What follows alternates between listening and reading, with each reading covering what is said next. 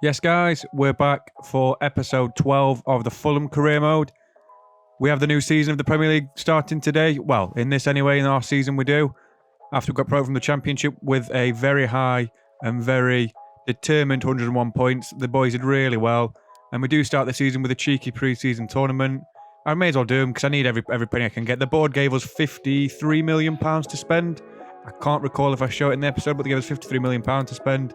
So an extra £6 million goes quite far in purchasing the players that you guys have asked me to buy and that I'm interested in myself. So we do start with the pre-season tournament. I'm not really into playing these. I think they're quite tedious and they're not very exciting. So I thought, yeah, I'll just sim through it. And again, like last season, for some reason, we did really well in it and we managed to get through the group really, really easily. But yeah, it is what it is. So we see the board objectives on your screen. We've got at least 4 players who can challenge for the first team places, which we do by the end of the episode in the transfer special we've got today. We have to fight for mid-table, but do not finish lower than 15th in the league. We want to look respectable and make sure that we sell some of the dead ones in their squad, as we wish to reduce the wage bill for non-first team players. And we want to make the quarter-finals of both the cup competitions. So not too hard objectives, I guess. I guess above 15th place is reasonable. We've got a very strong side. Got the best player in the world, Alexander Mitrovic, and we've got a very, very solid base of the squad. We need some additional players, I think. That's what we're looking for today. We're just starting with signing contracts of new players. Carvalho rejects a contract offer of 11 grand a week, which I thought was quite generous, but I guess we're in the Premier League now, so he can do one, go on loan for a season, come back and maybe get a chance in the first team. I don't really like doing player wages, but like Mella wanted a £67 million release clause, and I thought if he goes up like by 6 or 7 overalls this season, I thought we're going to lose him very, very quickly, so what's the point? So I thought I'll go into it. He's only on 3 grand a week at the moment. I feel really, really bad about that with how good of a player he is and how good of a player he will be one day. So we do offer him a bigger wage. I can't remember how much I offered him. I offered him 10 grand a week. I feel bad doing that now, to be honest. In hindsight, I should have offered him about 30 to make it realistic, being the player he is. But we do go into our first target of the episode. As you can see, Yusuf Demir, I think he plays for Austria Vienna in real life. He's on loan at Barcelona with a view at a permanent deal. So he is what we're going for, our first signing of the episode. As you can see, he can play right wing and cam, so he's a perfect replacement for anyone who's injured in the attacking four. So we'll be using him on the right side of Wilson. I can't speak, oh my God. We'll use him on the right side if Wilson's tired or injured, because he's a similar sort of player, left-footed, cut inside, can cross the ball very well. And we do manage to negotiate a very low wage for him. To say 75 rated and 19. He can really challenge Wilson for a place in the squad. I don't want to get rid of Harry Wilson, by the way. I just think it's good to have a lot of like competition in the places. And unlike whatever it was, 20-something grand a week, it's not really a problem, is it really? So we do continue with the pre-season tournament and we win Hoffenheim in the semis, and then we beat Levante in the final. So we come away with about 7 million in prize money there. Not bad. Not bad from the boys. Very good start. And I'm very excited to see if we can continue our form in the Premier League. We do offer him out to Leeds on a year loan. We get a big offer from, well, a big offer. 19.8 million for Adebayo is not great, and a 27 million pound offer for Tanganga, which are both blocked. I can't sell either of them really. I know I'm interested in buying Lacroix as one of the centre halves, but I don't think I want to really sell anyone. I don't mind getting rid of like Mawson and Hector because, I mean, I know Fulham fans might like him in real life, but they're not really my cup of tea. I loaned out Mawson last season because he was iffy. And obviously Hector was injured for quite a while. He injured for about 3 or 4 months last season. So I'm thinking of taking him off the books. We don't really need him anymore. A good servant to the club nonetheless. A former Chelsea Academy graduate, but we do not need him anymore. So we do look for some free agents. Pablo Zapata, looking very, very promising. 17 years old and worth 2.2 million. He's got like 68 rated. But I thought with Ricky J. Jones, there's no point getting rid of him. And I just thought I'd leave it at that, to be honest. And we were looking for people like Doku. I know he's 36 million. I don't know if it's a realistic transfer, but he plays for Stade Rennais. And if I recall correctly, they didn't make the Champions League last season, so I'm not sure if he's willing to come to us. On a higher wage, to be honest. We'd give him about 60 grand a week, to be honest. But I did think he'd be a fairly realistic signing. I wasn't too sure about it, though, so I thought I'll leave it. I'll go for another centre-back if I need one. And we did sign a youthful centre-back, 18 years old, Gatti. Obviously a made-up player, but 7 grand a week, you can't go wrong. He had very good defensive stats, so I saw on the scout report that he looked quite good. And we did have a look at his overall afterwards, and he's 72 rated. I know he's only 2.7 million, but that is a fantastic backup centre-back to replace Mawson and Hector. So I've not done bad at all, really, there. It's a good bit of business from us. And we do go into looking at the next signing, probably the biggest signing of the series so far. The old player himself, the Championship Player of the Year of the 2018 to 19, I think it was, season. Might be 2017-18 when he was 17. Ryan Sessegnon. So I'm really, really hoping to bring him back into the team. Dean Smith was being a bit of a nightmare in this interview. I'm trying to think of the right word to use there. I don't really like swearing in these ones. Very, very poor negotiation skills, I should say, from the Villa manager, or former Villa manager, as I should say. And he wanted 20 million for him. So I thought, you know what? I'll just do it. I really wanted Sessegnon back in the team. I know it says he can play left back, left wing back, and left midfielder. But I'm hopefully going to transition him into a central midfielder. I know I do like Dembele, I do like Chalobah, but I need a bit more cover there. And I think Sessegnon by the end of the season can be our starting central midfielder over Dembele. Different player, but he's got a lot more pace, a lot more dribbling stats. I know Dembele's obviously a baller in real life, absolute baller. Streets will never forget Dembele. But Sessegnon's dribbling and agility and balance are much, much better than Dembele's in game, especially his agility and balance. I think his dribbling's pretty similar, but another good signing nonetheless. Plus, he's not got 55 stamina like Dembele, so can't really go wrong with that signing there. Good signing from us. 20 million for Sessegnon, you can't go wrong. And I did sign Sadiq in the end. One of the commenters really helped me out here. He wanted me to sign Sadiq. He said he has good pace, he has good strength. He'll be a good partner for Mitrovic. So I thought, you know what? I'll have a look at him. For some reason, everyone wants a piece of Harrison Reed. I don't know why. He's very, very average. He's like a poor man's Leon Osman. I'm not going to lie. Poor man's Leon Osman. Poor man's Scott Parker. So we do eventually agree a fee for Sadiq. We didn't want to pay his release clause. It's a lot of money for a 77 rated striker. But this guy can put pressure on Mitrovic or play up front with him. So from 27, I just saw how much we offered him. I cannot remember. Oh no, there you go. He's on 27 grand a week there. So we offer him 35. Give him a nice little signing bonus. And we do agree with a 4-year deal, an important team role. So very nice signing there as we go into our first press conference. And as you can see, the morale of the team is very, very positive. Very, very happy at the moment. And we are very, very pleased at the new arrival of Ryan Sessegnon. Nonetheless, we do worry about the first game of the season. We have a very, very difficult test in the first game of the season. Obviously, Sadiq, we're talking about him as well. And we do actually take an away trip in the Premier League to the recently promoted team which have gone up with us, and it is West Bromwich Albion. Very, very difficult game in store for today. First game of the season in the Premier League. We're looking for our first win. I don't think Fulham won like their last 6 games of the Premier League, something like that. They might have won the last game, I'm not sure, but they had a very poor record when they went down. 18th in the league, but here is a starting 11 on your screen.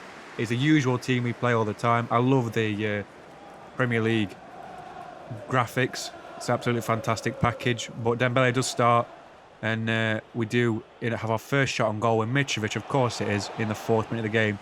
Just say, if you don't see the graphics of the teams, that is because I've had to remove them for copyright infringement. I had to do that on my Valencia one. It just didn't make sense me removing them, but so I'd let you know.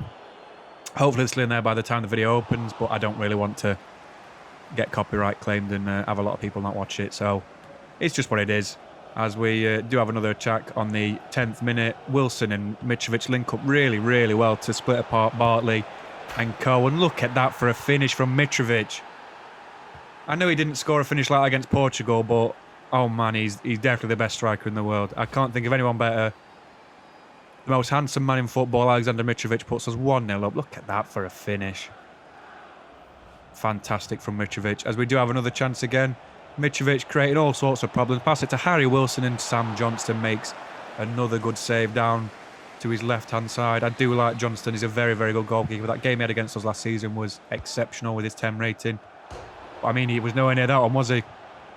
I don't think he saved it anyway. Mitrovic, with a good effort, hits the post.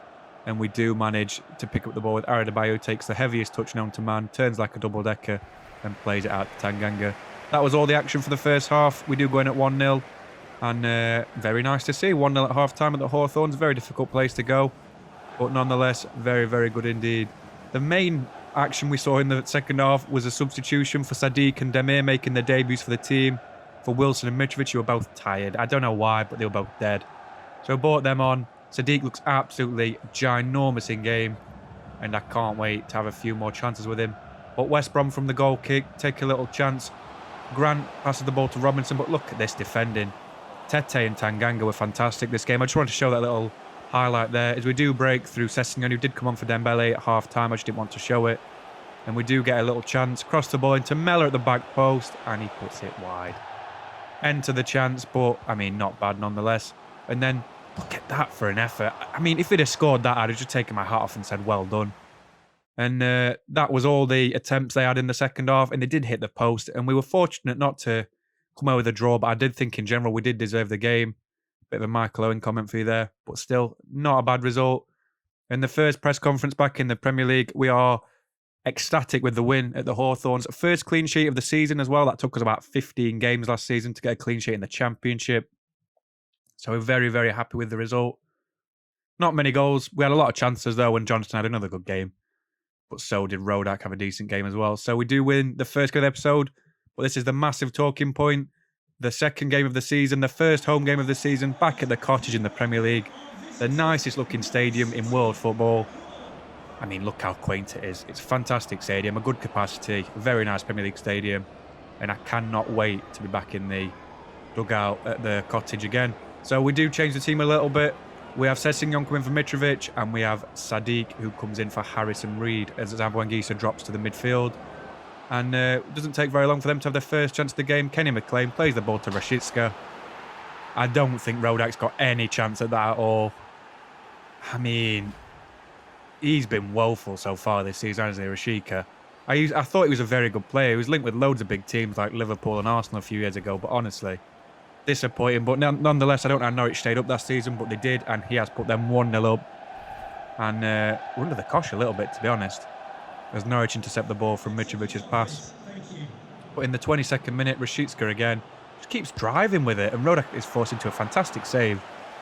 High to his right-hand side. It's a good save from the goalkeeper, as we see the most recent Norwich City manager, Daniel Farke, on the touchline. But I mean, these are very good football inside. They're good football inside in real life. They just don't have the players to play football as Farke wanted them to play. So I can see why they kept going down, as we do intercept the ball with Dembele. But in the 41st minute, Sadiq has an effort, and look at that from a save from Angus Gunn. I'm pretty sure his dad used to play for Norwich as well, but I mean, that's another story for another day. But Henry Mellor on the left does run down the wing, and he's looking for Sadiq, and look at this for a header against Ben Gibson. Save that, Angus Gunn. You got no chance, sunshine. Great finish by Sadiq. The new signing. Didn't cost a lot of money, really, and he's a good partner for Mitrovic. We said we played a 4-2-3-1 before the game, but we didn't. We played a 4-4-2-2-2. So I don't know what's happening with the animations, but still, good goal from Sadiq, and a very good signing he's looking to be so far. 1-1 at half-time, and we go into the second half with a very respectable scoreline at the Cottage, because Norwich did actually stay up last season, though they're sort of established Premier League side in the game. And it's very nice to see. But we do have a look at the team at half-time. I'm not sure what's happening with the fitness, because a lot of the players are dead after 45 minutes. I don't play a high press or anything, and I don't constantly sprint around with players, but it is what it is. I like to show sometimes that if players are dead, it's not necessarily me, it's sometimes the game, as they don't do anything in this, so we do wait for the next highlight as Mellor tries to get... I can't believe Janoza actually tried that, but Mitrovic, look at that for an header. I know that was a quick cut between the 78th minute and the 45th minute, but like nothing happens in the second half. It's such a dead half. And Mitrovic does put away a fantastic header, runs down the wing, very good ball into the box, and a very, very good header from both strikers. Both strikers have done their jobs today. In the 92nd minute, look at the press here though. We do play a high press at the end of the game, and we do manage to come away with a 2-1 win back at the Cottage. 2 games from 2 at the start of the season. You know what? I'm going to say it. We're going to make Champions League this year.